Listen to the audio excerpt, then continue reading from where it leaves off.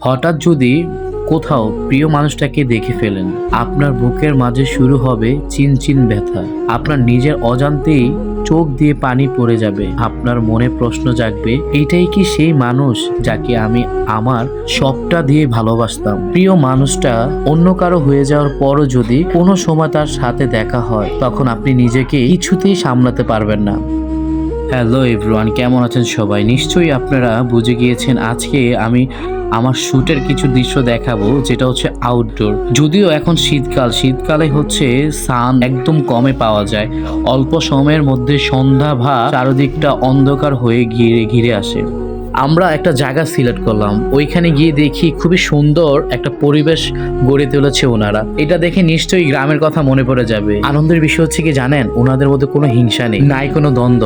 একই জায়গায় সবাই বসবাস করে, না ছোট না বড়, সবাই এই মিলেমিশে থাকাটা যে কতটা আনন্দের মুহূর্ত, যারা থেকেছেন অবশ্যই তারা বুঝতে পারবেন। শুটের জন্য অনেক কষ্ট করছে এ হচ্ছে রানা ভাই, ওনাদের কোম্পানিরই আজকে শুট করছি আমি। খুবই সুন্দর হয়েছে, অবশ্যই এটার আউটফিট আপনাদেরকে আমি ট্যাগ করে দিব। এই যে দেখতে পাচ্ছেন আজকে আমি যে পাঞ্জাবিগুলো পরেছি কাতানের মধ্যে, খুবই চমৎকার। তো বারবার এই দৃশ্যগুলো আমার মন কেড়ে নিচ্ছে।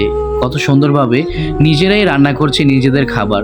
জিজ্ঞাসা করলাম যে আজকে কি কি রেসিপিতে থাকবে আপনাদের, বললো ডিম, আলুর ভর্তা, তারপর আরো অনেক কিছু, যেটা আমার দেখার সৌভাগ্য হয় নাই, বিকজ আমাদের শ্যুটটাই অনেক আর্লি শেষ হয়ে যায়। যদিও এইখানে বাতাসের এতই আনাগোনা ছিল, আপনারা দেখতে পাচ্ছেন আমার চুলগুলো কিভাবে বাতাসে উঠছে। বাতাসের জন্য শ্যুটটা অনেকটাই ক্রিটিক্যাল হয়ে পড়েছিল আমাদের।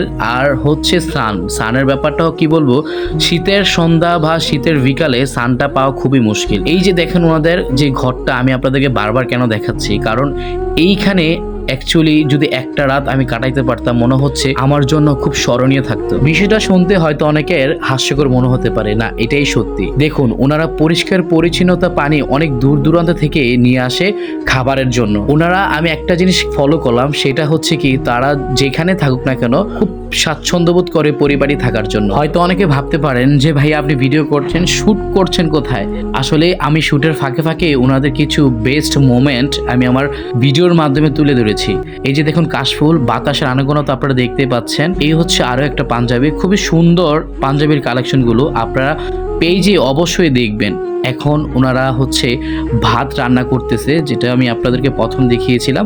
শুটের মাঝখানে হঠাৎ চলে এসেছিল চানাচে মুড়িওয়ালা, তাই ভাবলাম এটাকে একটু ভিডিওর মাধ্যমে আপনাদেরকে দেখাই। খুবই এক্সপার্ট এই ছেলেটা, এই অল্প বয়সে কর্ম করে খাচ্ছেন। আসলে কাজের উপরে মানুষের আর কিছু নাই। দেখতে দেখতে শুট প্রায় আমাদের শেষ। এর মধ্যে দেখলাম ওনারা একটা অনেক বড় পাতিলে ডিম আর হচ্ছে আলু সিদ্ধ করে চুলে নিচ্ছে। শুট শেষে বাসায় ফেরার পথে দেখলাম বৃষ্টিতে যদিও অনেকটাই ভিজে গিয়েছিলাম। আর এই শীতের সময় বৃষ্টির পানি খুবই ঠান্ডা। আমরা যতটুকু পারবো নিজেকে সেফ রেখে সবাই নিজের কাজ করে এগিয়ে যাব। ভালো থাকবেন, দেখা হবে নতুন আরো একটি ভিডিওতে।